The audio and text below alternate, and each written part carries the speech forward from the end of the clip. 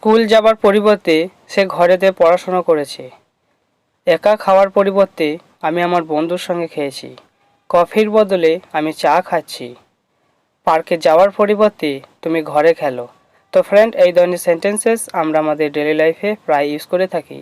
তো এই ধরনের সেন্টেন্সেস আমরা ইংরেজিতে কিভাবে বলবো, চলো তা আজকে এই ভিডিওতে শিখে নিই। কিন্তু তার আগে ফ্রেন্ড, যারা এখনও পর্যন্ত আমার এই চ্যানেলটি সাবস্ক্রাইব করেনি তারা অবশ্যই চ্যানেলটি সাবস্ক্রাইব করে নাও এই ধরনের আরও ভিডিও পাওয়ার জন্য।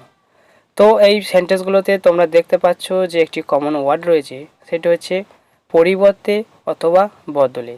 তো এর জন্য আমরা যে ইংলিশ ফ্রেজটি ইউজ করব সেটি হচ্ছে ইনস্টেড অফ। চলো সেন্টেন্স স্ট্রাকচার দেখে নেওয়া যাক।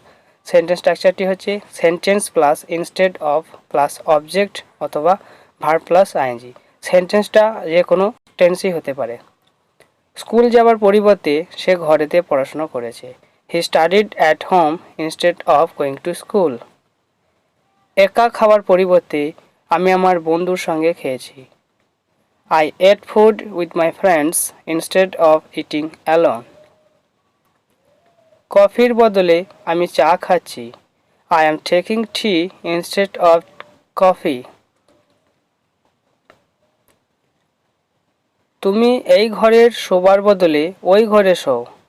You sleep in that room instead of sleeping in this room. পার্কে যাওয়ার পরিবর্তে তুমি ঘরে খেলো। You play at home instead of going to the park. Gym যাওয়ার বদলে তোমায় যোগা করতে হবে। You should do yoga instead of going to gym. ওই ছেলের বদলে ওর বাবার সঙ্গে কথা বলো। You talk to his father instead of talking to that boy.